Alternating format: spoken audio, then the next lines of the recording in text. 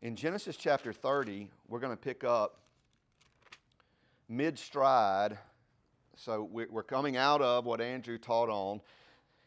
So to be specific, Joseph has just been born. So Jacob's son Joseph is born, and so we will pick up in that's verse 24, and we're going to start in verse 25. What we see, I'm going to summarize much of this, but it's been 14 years. If you'll remember, Jacob, upon the urging of his mother, moves to her homeland, and he is met by Laban, and he wants to marry one of Laban's daughters. Laban tricks him. We're going to talk a lot about Laban today. Laban tricks him. He ends up marrying the wrong girl. My words, not the Bible's. He ends up marrying the one he didn't think he was marrying. How does that happen? I don't know, but it happened. And for 7 years, he agreed to work for her hand. It was the hand he didn't expect, and he agreed to work for 7 more years. So here we are. We've got 12. All the babies have been born. Like that's all this. What is wrong? I couldn't see you. I tried to. It's Jeremy's hair. It's Jeremy's hair. Jeremy's head's in the way. It's fine. Is this better? We're settled. Totally natural. So we're at the end of the 14 years. It's been a busy 14 years. 2 marriages, all these kids, and Jacob very, very logically says, I'm ready to go. Like I'm ready to get home. So it's at the end of 14 years. And what we see in the last part of chapter 30 is Jacob going to his father-in-law, who was the more powerful figure. He had married his daughters. Laban was the grandfather of his children. We know from context that the way that Jacob had made a living was he was a shepherd. He was a flock keeper for Laban. And Laban had done really well under Jacob's time there. Laban recognized that. So Jacob goes to Laban and says, I want to leave. I want to go. And so that's where we find ourselves. I'm going to do some reading. This is verse 25. As soon as Rachel had borne Joseph, Jacob said to Laban, send me away, that I may go to my own home and country. Give me my wives and my children for whom I have served you, that I may go, for you know the service that I have given you. But Laban said to him, what I want you to be listening for is what was motivating Laban. Laban said to him, if I have found favor in your sight, I have learned by divination. There's some argument about what that means. Is this sorcery? It's probably not. It was probably something more benign than that. But I've learned that the Lord has blessed me because of you. Name your wages and I will give it. So here's what Laban says, my paraphrase. No. Don't leave. Name your price. I've gotten really rich over the last 14 years. You're like the best shepherd. All my flocks do well. And I know that's because of you. What do you want me to pay you for you to stick around? 29. Jacob said to him, you yourself know that I have served you and how your livestock has fared with me. For you had little before I came, and it has increased abundantly, and the Lord has blessed you wherever I turned. But now, when shall I provide for my own household also? So follow me. For 14 years. It's 14 years. And Jacob has watched all of this abundance grow. He's not complaining about that, but what he's arguing is, I've got nothing to show for that. You've got something to show for that. Okay? So it's not wrong what he's doing, but Laban's saying, don't leave, I'll pay you. We can start seeing you get something in return for this. 31. He said, what shall I give you? That's Laban. What shall I give you? Jacob said, you shall not give me anything. If you will do this for me, I will again my paraphrase, I'll stick around. If you'll do this, I will again pasture your flock and keep it. Here's what Jacob proposes. Let me pass through all your flock today, removing from it every speckled and spotted sheep and every black lamb and the spotted and speckled among the goats, and they shall be my wages. So my honesty will answer for me later. When you come to look at my wages with you, every one that is not speckled and spotted among the goats and black among the lambs, if found with me, shall be counted stolen. So here's the plan. Well, is anybody in here a shepherd? Did anybody grow up whose father was a shepherd? So here's how me neither. So this is what you need to know. Solid black goats and solid white lambs were the bomb. That's what you wanted. Solid white lambs, solid black or solid dark goats. Now, it would have been customary, so said, this is what my research is, and this wasn't really research. I just read it and thought it was interesting and used research to make you think I researched. It would have been typical for a really capable herdsman to say to his master, 20% seems fair. 20%. So if there were, let's say that you started with 100 and 3 years later you had 200, that gain, that 100 would be 20% of that for a great herdsman would be a fair wage. So it seems, that's like, okay, I get it. What Jacob proposes is very different than that, and it's actually much less than that for two reasons. One is, there's no reason to imagine, and this is from husbandry of today, there's no reason to imagine that 20% of a healthy herd would be speckled, right? So what Jacob is saying is, give me the worst, give me the least valuable. So not only will there be less than 20% probably that are speckled, but even those that are speckled are worth much less than the black goats, the dark goats, and the solid white sheep. So as you can imagine, Laban's going to jump on this. Laban said, good, let it be as you have said. Now check Laban out. Listen what happens. But that day, Laban removed the male goats that were striped and spotted, and all the female goats that were speckled and spotted, every one that had white on it, and every lamb that was black, and put them in charge of his sons. And he set a distance of 3 days' journey between himself and Jacob pastured the rest of Laban's flock. So here's what happens. Laban, who we know is a swindler, he's a crook. Crook seems strong, that's not a biblical word. But he was a manipulative, dishonest man. He and Jacob strike this deal. It's already a generous deal on Jacob's part. Like Jacob's like, this is what I asked for, and it was less than what he probably could have asked for. Laban, being remarkably greedy, goes and gets all of the animals that represent that genetic whatever, and he takes them 3 days away and gives them to his son. And so the goal seems to have been, in Laban's eyes, that I'm going to stack the table against you, Jacob. They probably knew enough about husbandry that if a speckled goat and a speckled goat mated, the likelihood that some of the little, what do you call a baby goat? The little kid would more likely be speckled. So it seems that Laban is saying, we'll do that deal, but I'm going to amend my flock to my advantage so that from now on it's less likely that you'll have anything that is born that way. Not only that, he gave it to his sons. Not only that, he put it 3 days' journey away. Like how far? That's so far away. And so Laban this is not cool. This is just not cool what Laban does. 37.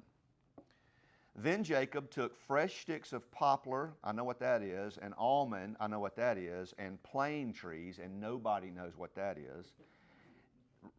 Really, nobody knows what that is. I don't know what it is. And peeled white streaks in them, exposing the white of the sticks. So can you picture it? So like imagine a stick that has bark on it, and you strip away a portion of that, and that white layer, the cambium, is exposed. So that's what he does. He set the sticks that he had peeled in front of the flocks in the troughs, that is, the watering places, where the flocks came to drink. And since they bred where they came to drink, the flocks bred in front of the sticks, and so the flocks brought forth striped, speckled, and spotted. And Jacob separated the lambs and set the faces of the flocks toward the striped, and all the black in the flock of Laban. He put his own droves apart and did not put them with Laban's flock. Wherever the stronger... So here's what happens. By the end of this chapter, by God's... there's no reason... This is not science, okay? Laban didn't know some trick that works today. Somehow God communicated. Somehow Jacob chose to do this, and the result was that many, many, many striped lambs, spotted lambs, black lambs, and striped goats were born. Not only that, they were the healthier of the flock. And so, by the time we get to the end of this chapter, even though Laban had tried really hard to stack the table against Jacob, God stacked the table for Jacob. And he becomes very, very wealthy. Very wealthy. As a matter of fact, verse 43, thus the man increased greatly and had large flocks. The literal Hebrew translation there in the ESV for the phrase that's translated increased greatly is burst forth exceedingly. So whatever Moses was trying to communicate, what Moses was trying to communicate was this. He got really, really wealthy doing this. And he did it for 6 years. So over a 6-year period, this is how long this went on, and he got really rich. Well, as you can imagine, Laban's flock, I just said, was getting weaker. So the stronger animals, like this was a real turn of events. The imperfect black lambs, spotted lambs, and striped goats were the stronger. And the pure white lambs and the solid dark goats were weaker. And so not only did Laban's flock decrease in numbers, but it decreased in health. Well, in 31, this all is going to come to a head. His sons, Laban's sons, realized, now wait a minute, my dad's getting poorer, and when he dies, we ain't going to have as much. 31, now Jacob heard that the sons of Laban were saying, Jacob has taken all that was our father's, and from what was our father's he has gained all his wealth. That's a partial truth. It is true that God used Laban's flock to create all his wealth, but it is not true that Jacob has taken all that was our father's. And so we could stop here and talk about the dangers of making careless statements, but just know that they were mistaken and their greed was driving them not to see things clearly. Happens to me. Let's see. I want to get to not that this isn't important, but I just want to get to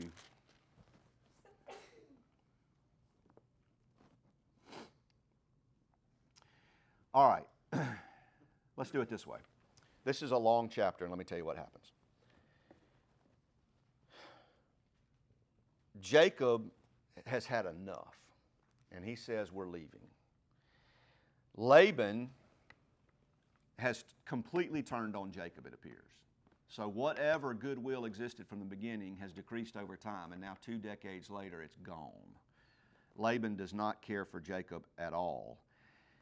So what we see in verse 17 is this. Jacob arose early and set his sons and his wives on camels. So this is 20 years after he got there, and he's gotten very wealthy. He drove away all of his livestock, all of his property he had gained, the livestock in his possession and that he acquired in Padan Aram, which is that region where he was, to go to the land of Canaan to his father Isaac. Laban had gone to shear his sheep. Now check this out. Mistake on Rachel's part. Sin on Rachel's part. And Rachel stole her father's household gods. This could mean any number of things, but it was very important for, nobody knows, but here's some ideas that scholars put forth. One would be that these were just little idols that he worshipped, that would have been very important for him. That would be the simplest explanation. The more interesting explanation, and I don't know if it's true or not, but the more interesting explanation would be that this was some family heirloom that would serve to prove that one had a right to the household. So it would have been like, if you have this in your possession, it's proof that somehow what was Laban's is yours. So picture this, perhaps at some point Laban would, as a blessing, give this to a son, and that would mean that the son now owned what was Laban's. So if Rachel stole it, right, you see, all of a sudden it's like, wait a minute, this is really, really bad. She shouldn't have stolen it. So, 20, and Jacob tricked Laban the Aramean by not telling them that he intended to flee. He fled with all that he fled with all that he had and arose and crossed the Euphrates and set his face toward the hill country of Gilead. Now here's what happens. Laban's furious because he's been tricked. He had gone to shear his sheep, and Jacob did what he said he was going to do 6 years after the fact, right? So remember, when we started the chat, when we picked up where we started today, it was after 14 years, and now we're 20 years. It's 6 years later, so now we're 20 years into Jacob's time in Padan Aram, and he just came through. He finally said enough, and he leaves. And he did it when Laban was shearing the sheep. So he had apparently gone away somehow. There was some level of secrecy. His wife goes in and steals something she shouldn't have taken, and they bolt. Well, Laban finds out, and he ain't going to have none of that. So he comes after him, and he overtakes him. He finds him. But God had spoken to Laban, who we have no reason to think was a faithful man, but God had spoken to this polytheistic Laban who worshiped all kind of things, it appears, and said, do not do anything to Jacob. And that scared Laban enough that he would not do anything to Jacob, but boy, he wanted to tell him something. So he overtakes him, and he says, here's the deal. What you did was wrong, and I'm coming to find those little gods that were stolen. Well, the wife, again, this isn't right. Here's the narrative. The wife was on a camel. She hides the gods underneath her saddle, and when Laban starts looking for the gods, these little whatever they are, the little G gods, she says, I'm having my menstrual period. Don't touch me. He couldn't find them anywhere else. They were under her saddle, and because of the ritual component of not touching a menstruating woman, he didn't look for them there. We don't know anything else about what happens. It's an interesting little component of the story. I wish there was some application. There's some application. Don't steal. So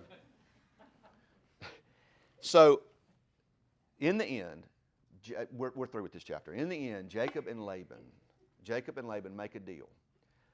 Here's this is they build an altar, and they say, I'll never cross it coming after you, but don't you ever, Laban says to Jacob, but don't you ever come back this way. It's a bad breakup. Administered by God protecting Jacob by intervening with Laban and saying, don't you contradict him. He's one of mine. Let him go. So Laban, let's talk about Laban. Some of you in the room may be like this, but let's talk about it as if that's not the case. Okay, so let's talk like everybody's really a great soul. Do you know any difficult people? Is there anybody in your life who's just categorically mean? They're unfair. They don't seem to have I'm not talking about a faithful compass. I'm talking about any compass, any moral compass. They're willing to cheat. They're willing to manipulate. They're willing to make things more difficult for you just for their benefit. This is the kind of man Laban was. Not much is said beyond this, but know that, and the reason I bring this up is because when Andrew was teaching last week, and I told you I had this thought about I want you to think this way about Jacob, because we're coming to the pinnacle of his life. The most important thing that would happen spiritually to him we're about to talk about. Jacob was a trickster. 2 weeks ago, Forrest talked about, my wife and I were out of town, but Forrest taught about this horrible way that he tricked Esau and stole the birthright. So now we're reading a part of the text where it's like, well, Jacob was being mistreated. We're going to read later on today where Esau was kind to Jacob. Here's my point. These are not people unlike you and I. These are people that had jerks in their lives. These are people who were jerks in their lives. And we can learn something about the validity of what we're studying, because if we're honest, if we step away from the tendency to read this like it's a fairy tale and read it like we should, that these are real people in real time who had real problems, not unlike ours. Yeah, the culture's different. Nobody's ever stolen. Nobody's going to ever steal my little gods because I don't have any. But people have stolen from me. People have, I have been cruel to people and stacked things in my favor for my own benefit. These are normal people. Jacob was a normal guy. He wasn't Superman. He had a difficult life. And up until, praise God, it's fixing, there's something really important that's about to happen. But he had a difficult life because in part he was a bad decision maker at times, and because the people that you and I will always live with will sometimes make terrible decisions to benefit themselves. Okay? 32.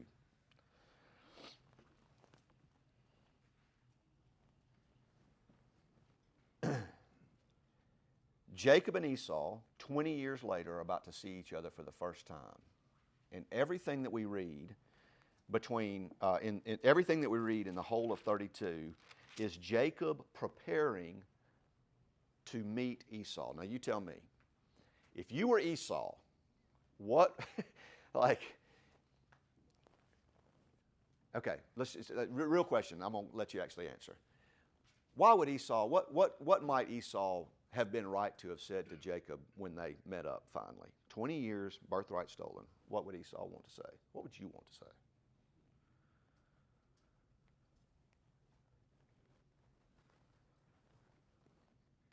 It wouldn't be great to see you, brother. Right. The complete opposite. If this were a movie about justice, and we had a movie night one night where I'm a part of this movie club. We hadn't done it in a while, but we would get together. It's not fun. Why is that fun?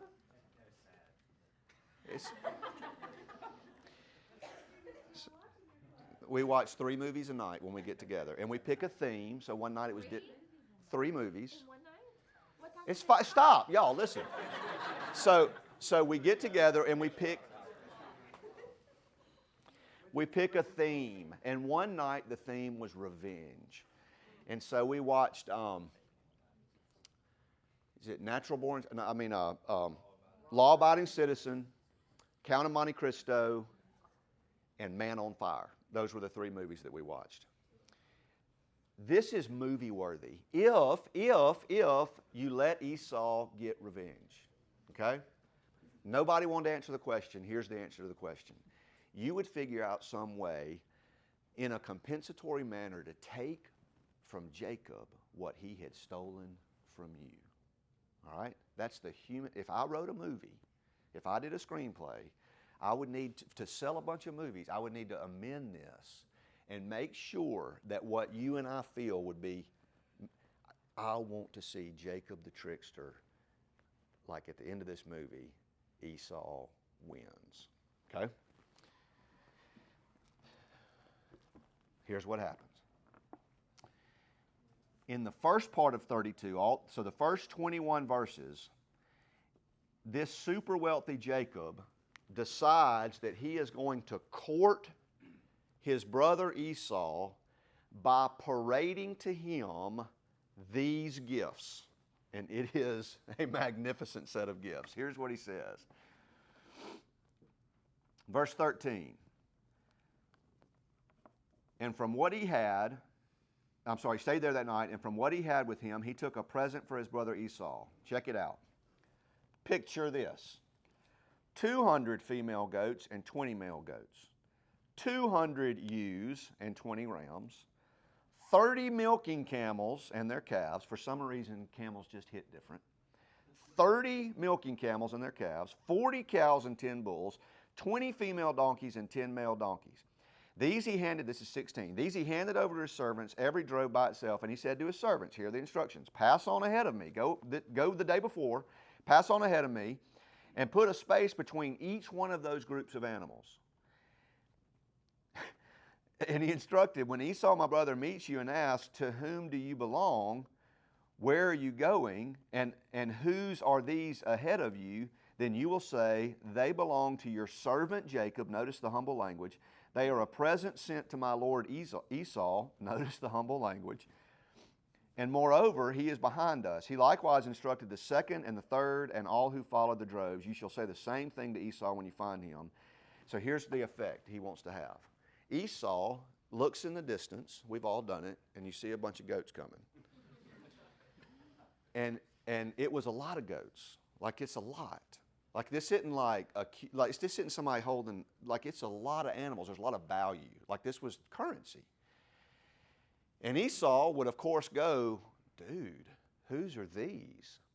And the answer he's to get, they belong to your servant Jacob, and they're for you, Lord Esau.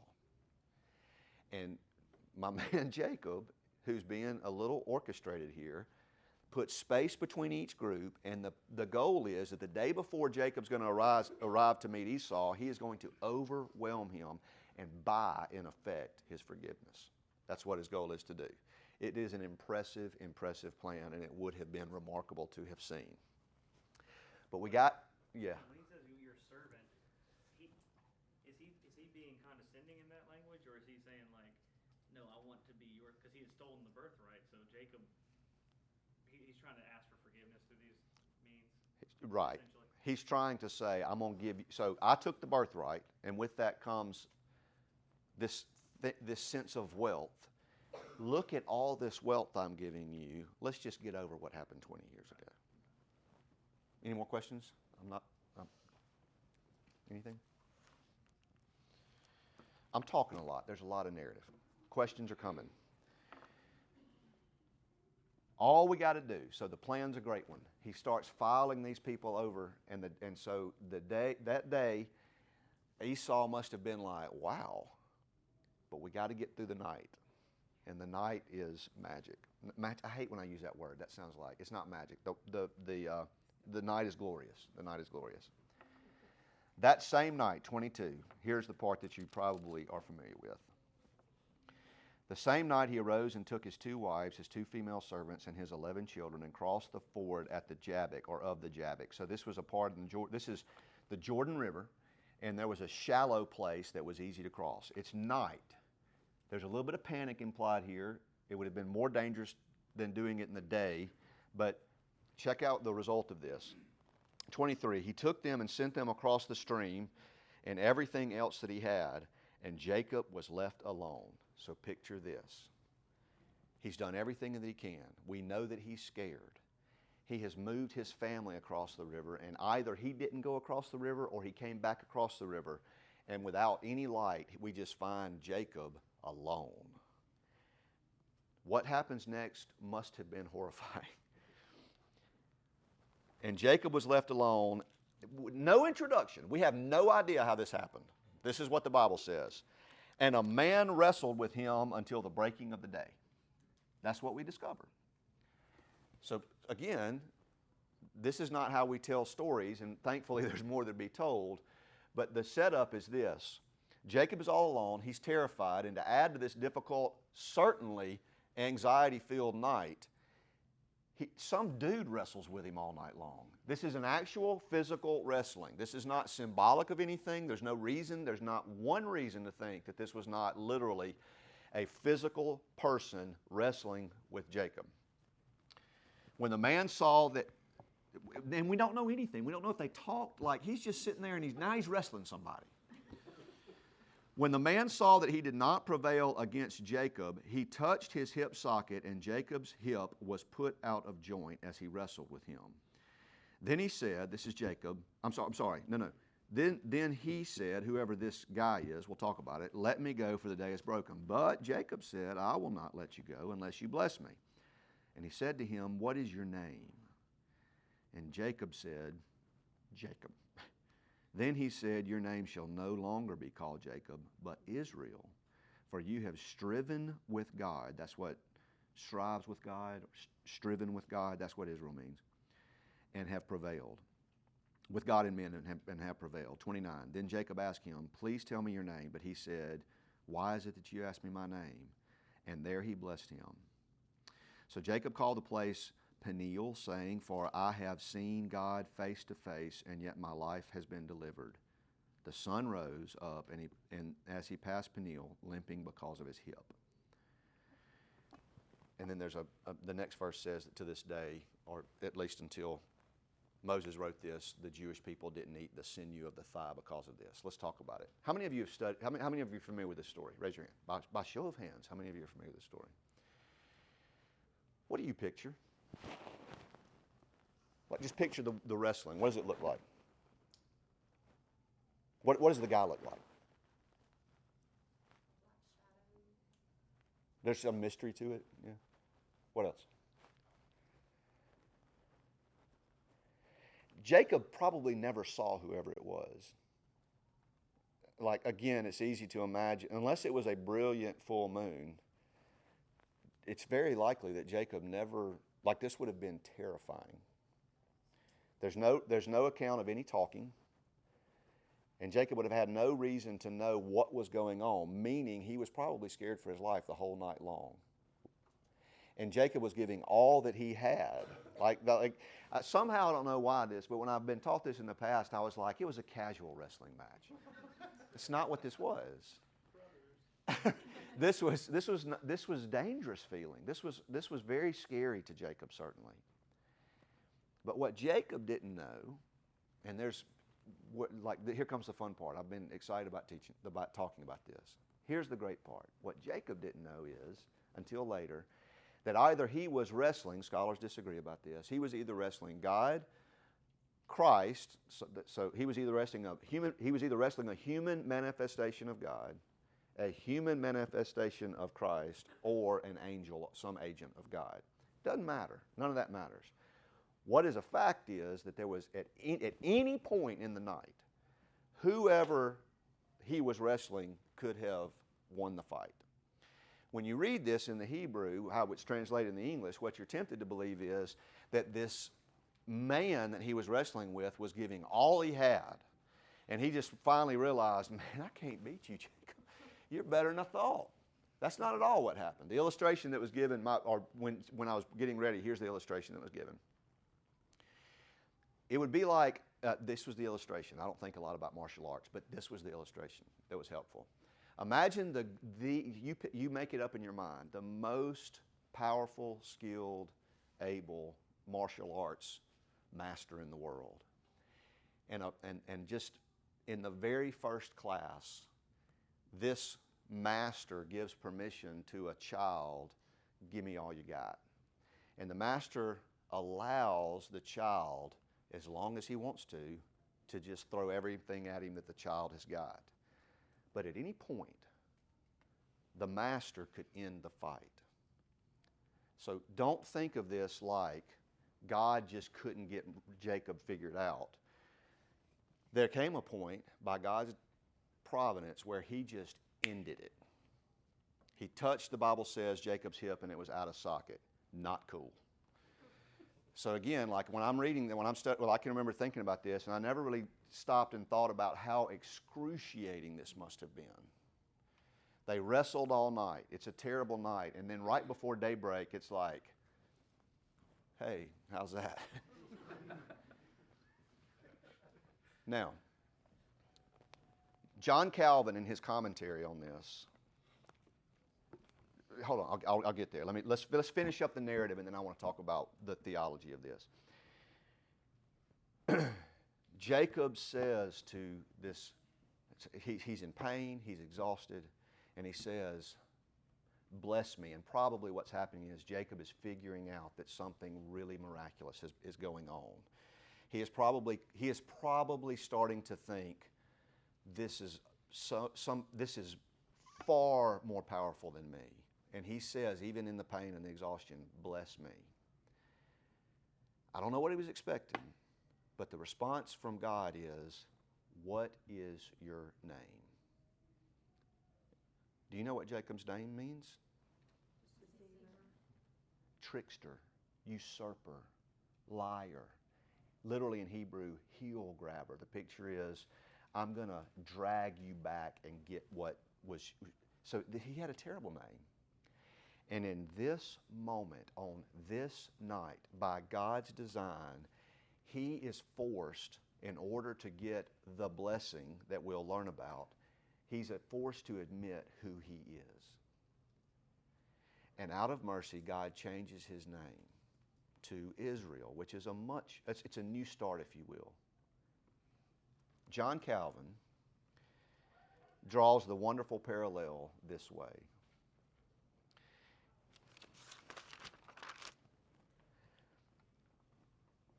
God was infinitely stronger than Jacob. Jacob at some point came to understand that his opponent was God. God injured Jacob for his own good. Think about it.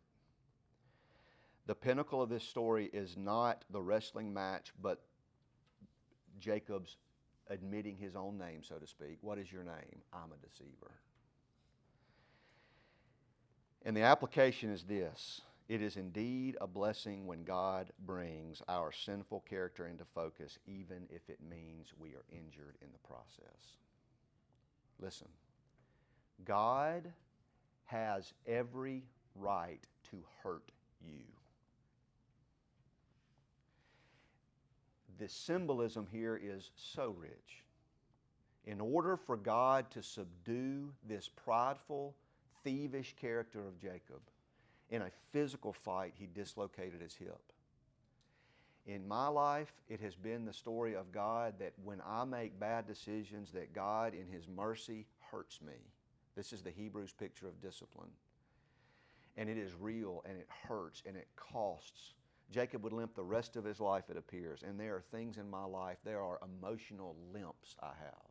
There are financial limps I have. There are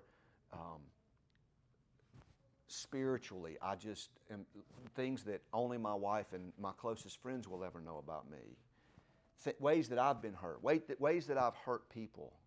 But the picture here is of a perfect, loving God who, in order to bring all of this, to make all of Jacob's life useful in the sense that it would cause him to see himself the right way, God dislocates his hip and Jacob says, "Oh no, please bless me." And God says, "What's your name?"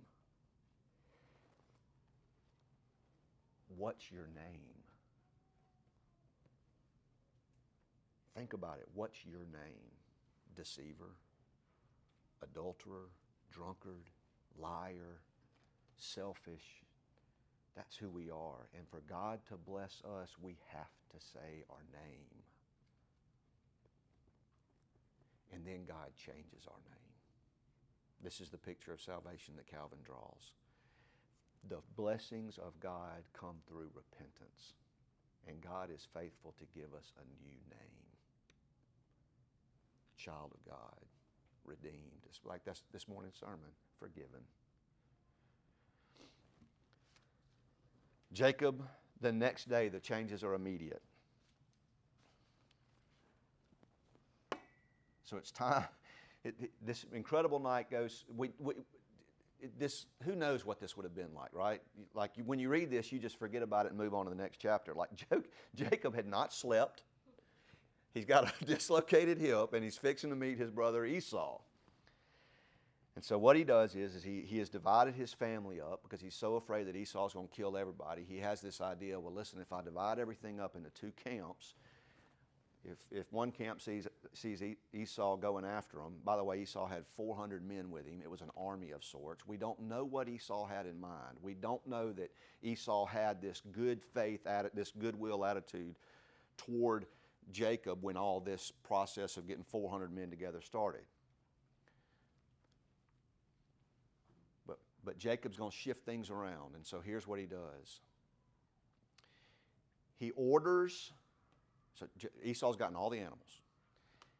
Jacob, that morning, broken hip, exhausted, no sleep, orders his people, if you will, like this.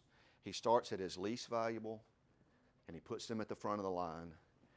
And then at the back of the line is beloved Rachel. No, Leah. Which one was it? Rachel. That's Joseph's mom.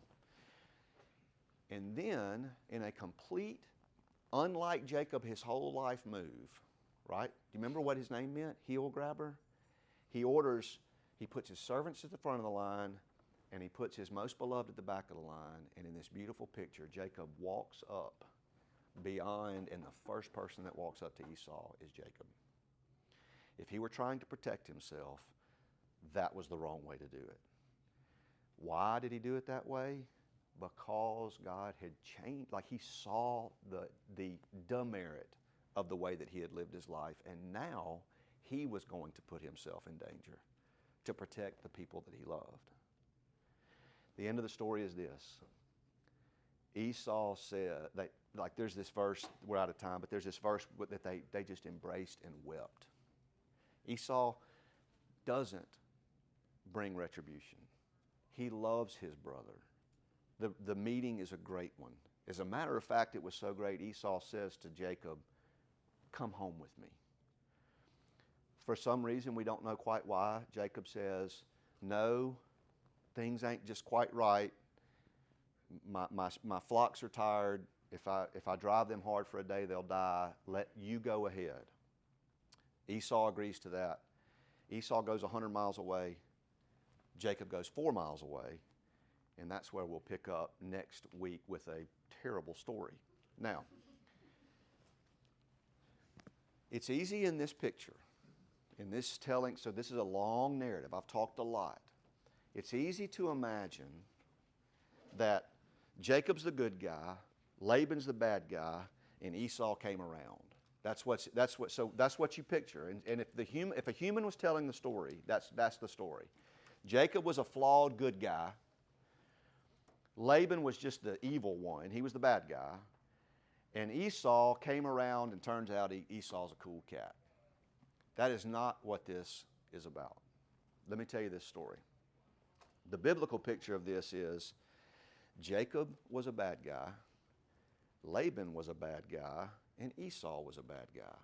But because of the covenant that God had made with Abraham and his offspring, God, so says the writer of, so says Paul in Romans, for no reason other than God's sovereign choice, chose to take a bad guy, Jacob, and bless him. If you're a Christian, you are in the same boat. You're a bad guy who God has chosen to bless, and He's given you a new name. There's a great picture of the gospel right here. So the next time you read through Genesis and you're like, oh, these details are killing me, find yourself empathizing with the sinfulness of these characters and realize that your new name, child of God, was not because you deserved it, but because God has covenanted to save His children. Any comments? Did Esau go to heaven? Nobody knows. Let's pray.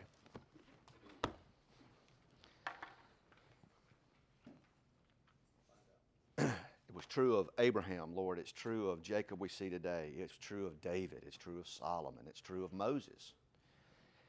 That, Father, these are deeply, deeply flawed men. And the temptation is to read about them and imagine that they existed on a plane, like this moral plane above me. But Father, we know from Jacob, and we'll study later from, we'll look at Joseph's brothers and all the favoritism that's coming, sinful favor. Like, Father, these people live difficult lives. The people around them hurt them. They hurt the people around them. Jacob was no good guy. And that, Father, the blessing, like David was saying today in the sermon, he was qualified for your blessing by you. He didn't qualify himself. And so, Father, in this detail-filled, long narrative right in the middle of this book, Father, let me find relationship with the bad. Not that I want to focus on the bad in me, God, but let me see that Jacob and I are alike in so many ways. And that, Father, what we studied, what we heard preached through today in Colossians is a result of your qualifying us to be blessed. Father, this is always the way it's been. It's always the way it will be. And Father, help us see this in the Old Testament and the New. Amen.